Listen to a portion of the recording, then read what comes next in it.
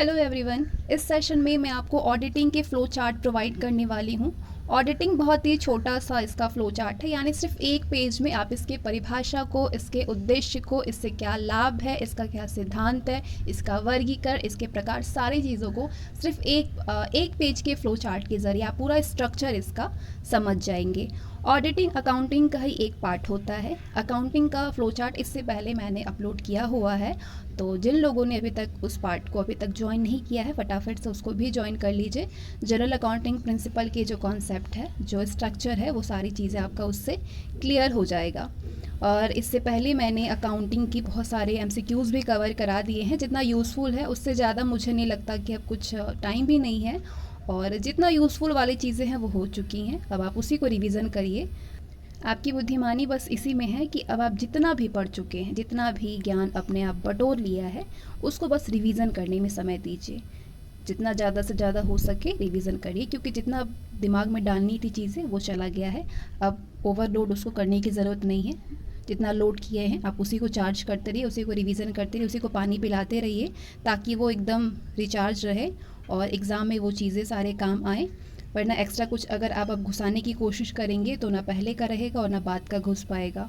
ठीक है, बहुत ज़्यादा बर्डन की ज़रूरत नहीं है दिमाग को। बहुत सारी चीज़ें आपकी कवर हो चुकी है। ऑडिटिंग की पहले तो परिभाषा को आप समझिए।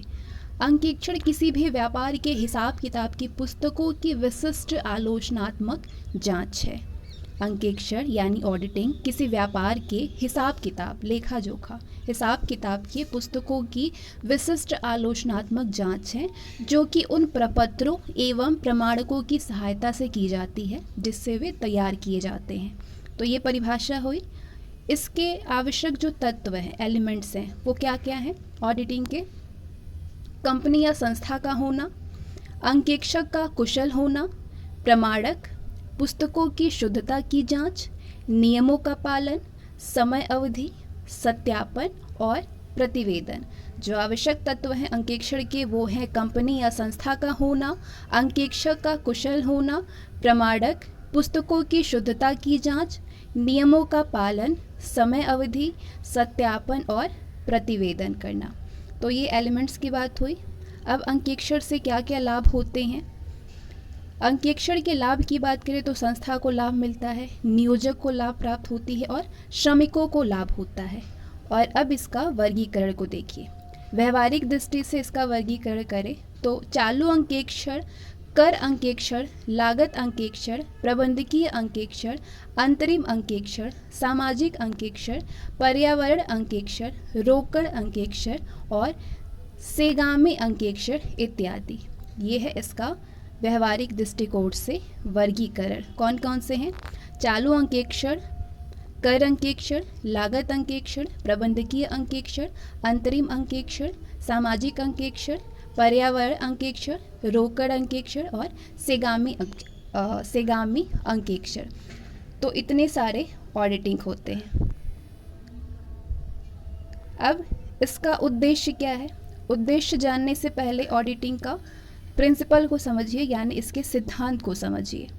इसका सिद्धांत है भौतिकता का सिद्धांत, प्रकटता का सिद्धांत, सत्यता का सिद्धांत और स्वतंत्रता का सिद्धांत। इतने सारे सिद्धांत होते हैं ऑडिटिंग के। कौन कौन से सिद्धांत हैं? भौतिकता का सिद्धांत, प्रकटता का सिद्धांत, सत्यता का सिद्धांत और स्वतंत्रता का सिद्धांत। अब ऑडिटिंग का ये वर्गीकरण है। अभी तो आप व्यवहारिक दृष्टि से उसका वर्गीकरण देखे हैं।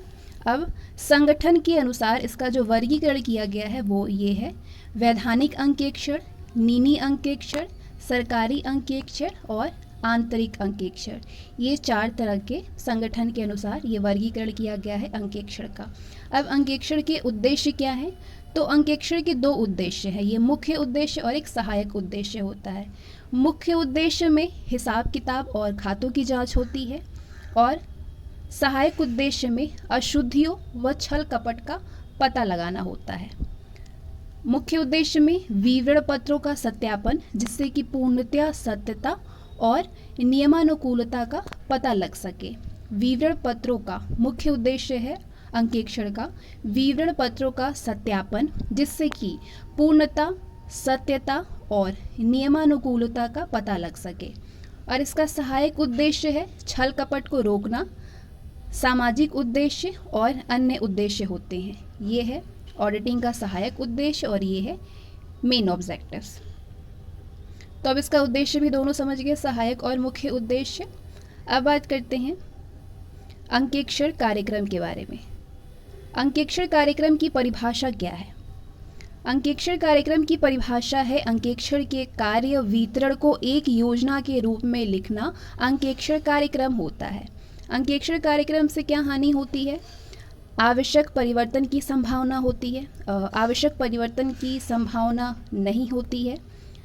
विस्तृत कार्यक्रम के बाद भी कुछ बातें छूट जाती हैं, ये हानियां होती हैं अंकेक्षण कार्यक्रम से। क्या क्या हानि होती है? आवश्यक परिवर्तन की संभावना नहीं, विस्तृत कार्यक्रम के बाद भी कुछ बातें छूट जाती हैं, अलग अलग व्यवसाय के लिए अलग अलग कार्यक्रम होते हैं, अंकेक्षण अपने कमियों को छुपाने का प्रयास करते हैं। तो ये सारी हानियां भी होती हैं अंकेक्षण कार्यक्रम से। अब अंकेक्षण से लाभ क्या क्या होता है? तो ये है अंकेक्षण से होने वाले लाभ। कर्मचारियों के जिम्मेदारी का पता चलता है, कार्य प्रगति का अनुमान कर सकते हैं, कार्य कुशलता बढ़ जाती है, अंकेक्षण कार्य में एक रूपता आ जाती है, अंकेक्षण कार्य व्यवस्था में सहयोग मिलता है। अब इसके लाभ की बात करें तो एक निश्चित रूपरेखा तैयार करना है ताकि अंकेक्षण पूर्ण नियोजित ढंग से अपना कार्य यथासंभव समय सीमा में पूरा कर सके। तो ये लाभ की भी बात हो गई, अंकेक्षण कार्यक्रम से की क्या परिभाषा है, क्या हानि है और इसके क्या लाभ है। लाभ हानि समझ में आ गई। अब बढ़ते हैं आगे, बात करते हैं अंकेक्षण की प्रविधियां के बारे में। अंकेक्षण की 10 प्रविधियां होती हैं। कौन कौन सी प्रविधि? निरीक्षण जांच करना, नैतिक जांच, संबंधी सूचना से मद का सहबंध स्थापित करना, गहन जांच करना, प्रमाणन, भौतिक गणना, भौतिक सत्यापन, संपुष्टिकरण, मूल प्रपत्रों और संलेखों की जांच और पूछताछ। ये 10 अंकेक्षण की प्रविधियां होती हैं। और इसके साथ ही ये सेशन और ऑडिटिंग का जो फ्लो चार्ट है वो भी आपका पूरा स्ट्रक्चर जो है वो समाप्त होता है। और इस सेशन में बस इतना ही, मिलते हैं अगले सेशन में।